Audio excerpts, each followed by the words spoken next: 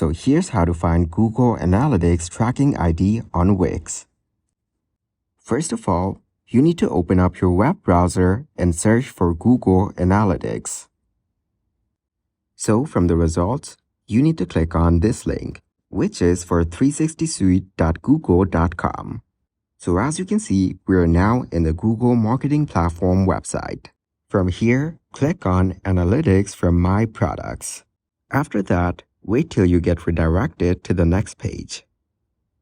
So from here, you need to click on the settings icon on the bottom left corner, which is Admin. So once you're in Admin, go to Property Settings from here and then click on Analytics Intelligence Search History. So once it gets loaded up, you'll get to see your tracking ID right here. So that is exactly how you can find Google Analytics Tracking ID Wix. If you want to use Wix, then click on the link down in the description. Please subscribe to the channel and like the video if this helps you out.